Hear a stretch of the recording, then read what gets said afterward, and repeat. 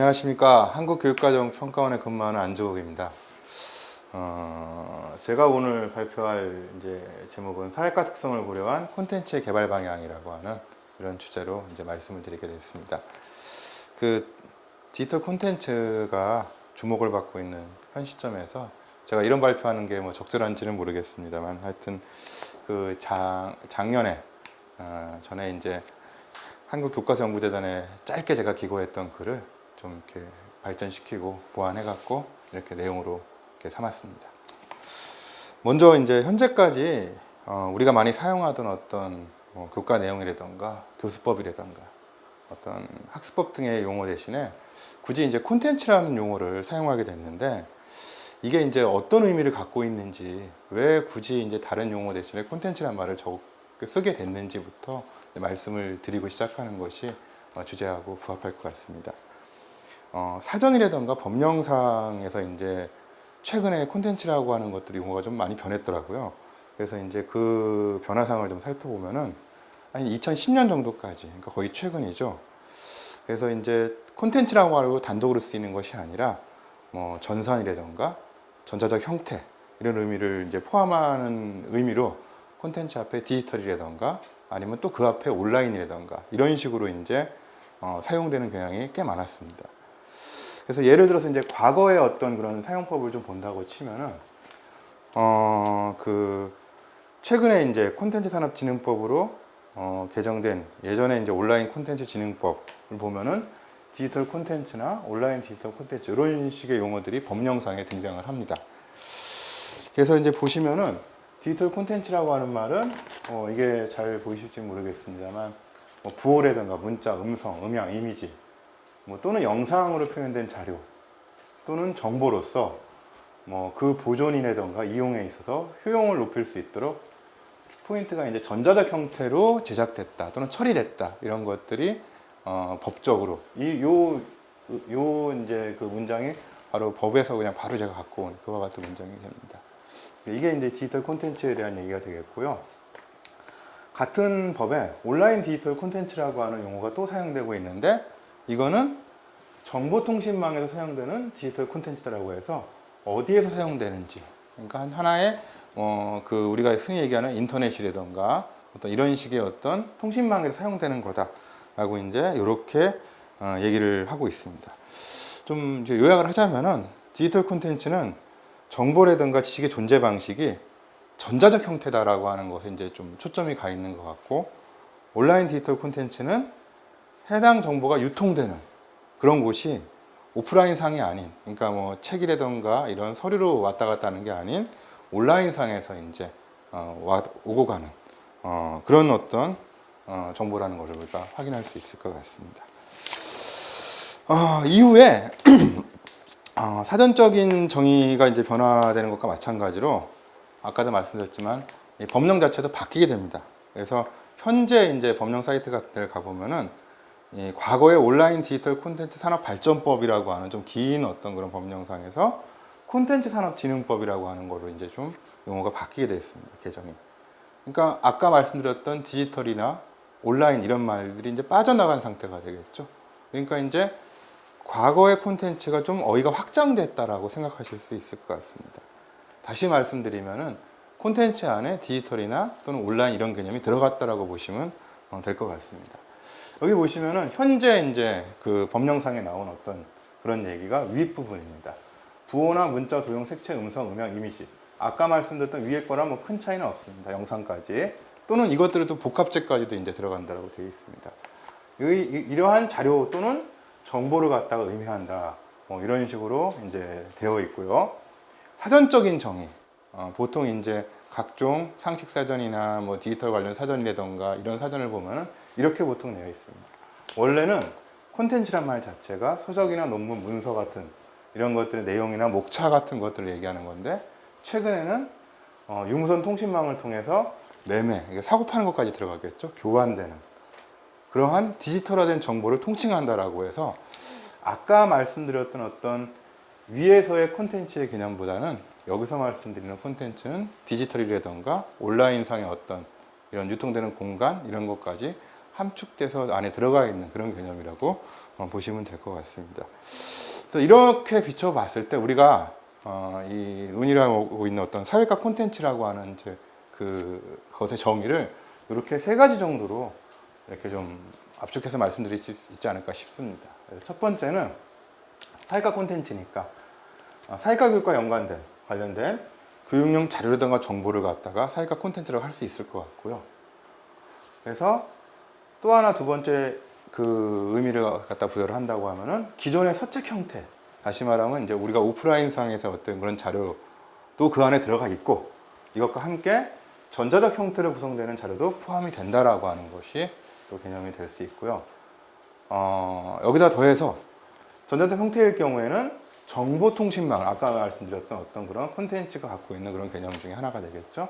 이거를 활용해서 배포라든가 교환이 될 수 있는 거, 이거를 갖다가 이제 통칭을 해서 사회과 콘텐츠라고 할 수 있지 않을까, 이렇게 이제 제 나름대로 정의를 내려봤습니다. 그래서 결론적으로 내린다고 하면은 디지털 시대의 사회과 콘텐츠라고 우리가 얘기를 했을 때는 자료 내용에 해당되는 교과 내용에 대한 그런 어떤 의미가 있을 거고, 이전의 콘텐츠가 이 내용에만 한정이 됐다라고 치면은 이제 이거를 갖다가 어떻게 전달하고, 여기서 말하는 전달이라는 것은 이제 배포를 하거나 유통을 하거나, 어떻게 말씀드리면 이제 학교 현장까지 보급되는 경로를 의미하겠죠. 여기다가 이걸 소비하는, 다시 말하면 이 자료들을 어떤 식으로 소비한다. 그러니까 소비란 말이 좀 이렇게 안 와닿는 말일 수도 있는데, 학교 수업에서 이걸 갖다가 교사가 어떻게 활용을 하는가, 그런 수업 방법 같은 측면까지도 해당이 될 수 있을 것 같습니다. 그래서 콘텐츠라고 우리가 굳이 이름을 붙인다고 하면은 제가 볼 때는 무엇을 해당되는 것과 어떻게 해당되는, 그러니까 우리가 애들을 가르쳐야 되는데, 학생들을 가르쳐야 되는데 무엇을 가르칠 것인가에다가 이것을 어떻게 가르칠 것인가가 포함된 개념으로 우리가 좀 발전적으로 이해를 해야 되지 않을까, 이렇게 이제 말씀드릴 수 있을 것 같습니다.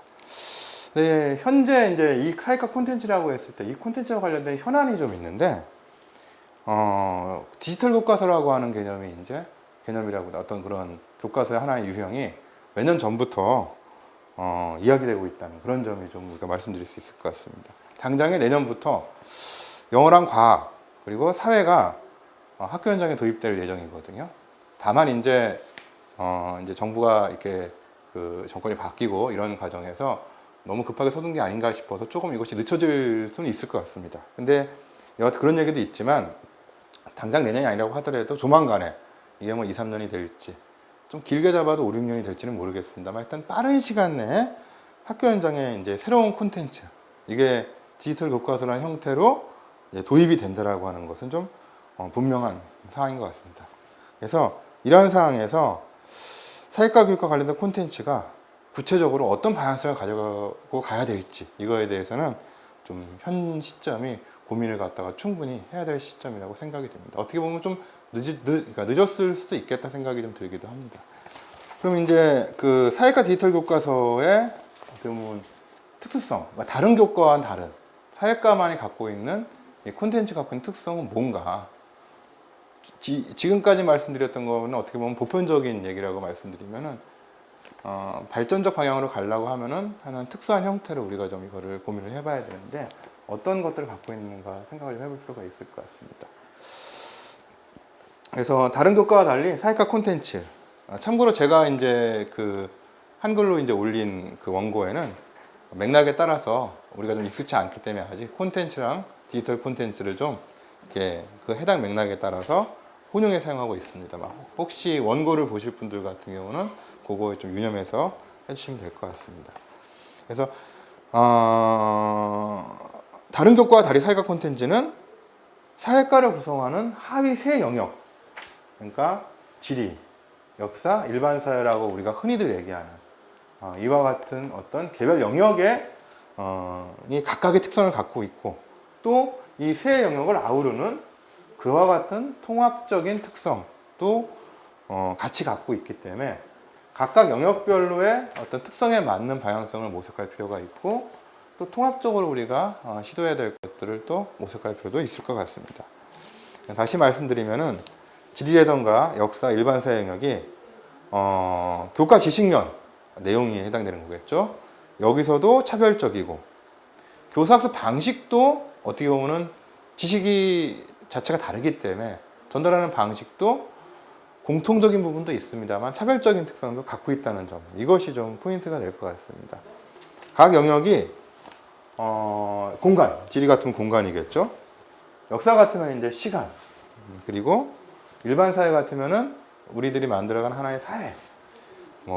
이와 같은 중심축을 기반으로 해서 주요 교과 내용이나 지식이 구성되어 있다는 점. 그리고 이게 초등학교 때는 어떻게 보면은 이런 것들이 잘 구별이 안 되는 상태일지 모르겠습니다만 학교급이 높아질수록 고등학교 같은 경우는 이것이 또 상당히 달라지는 그런 모습도 있다는 것이 하나의 특수성의 대표적인 모습이라고 볼 수 있을 것 같습니다.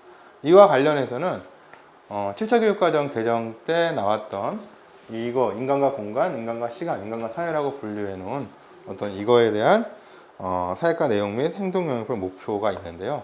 이것을 제가 원고에다가 실어놨으니까 그거를 참조하시면 될 것 같습니다. 하여튼 다르다. 그리고 같은 점도 있다. 영역별로. 이 점이 우리가 직면하고 있는 하나의 특수성이라고 볼 수 있을 것 같습니다. 그럼 이제 이런 콘텐츠들을 어떻게 설계를 해야 되는가, 그 중점 사항들을 제가 영역별로 이렇게 좀 우선 말씀을 드려야 될 것 같습니다. 그래서 각 영역별로 차별화된 콘텐츠 내용이나 방법 같은 것이 개발되어야지만 사회과 전체가 좀 균형 잡힌 방향으로 갈 수 있지 않을까라고 이제 생각하는 차원에서 학교 현장에 디지털 콘텐츠, 나아가 디지털 교과서가 성공적으로 좀 보급될 수 있지 않을까 하는 측면에서 이제 각 영역별로 하나씩 좀 살펴보도록 하겠습니다. 우선은 인간과 공간에 해당되는 지리 영역 같은 경우는 어떠한 이제 콘텐츠 설계 시의 특성을 갖다가 우리가 좀 중점을 둬야 되냐면은 기본적으로 이거는 맞는 것 같습니다. 어느 교과든지 서책 교과서가 담보하지 못한 풍부하고 다양하면서 잘 조직화된 자료가 필요하다는 건 당연한 얘기인데, 예를 들어서 지리가 가장 중요하게 생각해야 될 점은 뭐냐면은 학생들이 가보지 못한 곳, 다시 말하면 머릿속으로 이렇게 상상을 좀 해야 되는데, 우리가 어느 지역은 어떻다 이런 지 가르치려고 하면은 그런 거에 대해서 가보지 못한 곳에 대해서 뭔가 상상할 수 있는 그와 같은 자료가 필요하지 않을까라고 하는 겁니다. 그래서 사진, 동영상 여러 가지 것들이 쭉 나와 있고, 이거를 갖다가 하나의 또 다른 언어로 표현한 지도, 일반도라든가 주제도, 그리고 그래프 같은 이런 것들과 연관된 멀티미디어 자료, 그리고 가보지 못했으니까 이거를 가상 체험할 수 있는 그런 자료들 같은 경우가 지리 영역에서 우리가 제공해야 될 가장 중심적인, 물론 다른 것도 필요합니다만 제일 우리가 빨리 개발해야 되고 좀 치밀하게 개발해야 되는 그런 사항인 것 같습니다. 물론 아까도 말씀드렸지만 지도 읽기라든가 지도 제작 원리 같은, 최근에 GIS 같은 것들 학교급에 따라서는 이런 기능적인 요소도 좀 필요합니다. 이건 뭐 당연한 건데, 기능적인 요소와 함께 보다 더 중요한 것은 아까도 말씀드렸습니다만 못 가본 곳에 대한 상상력을 북돋을 수 있는 자료 같은 것들이 좋지 않을까 생각이 듭니다.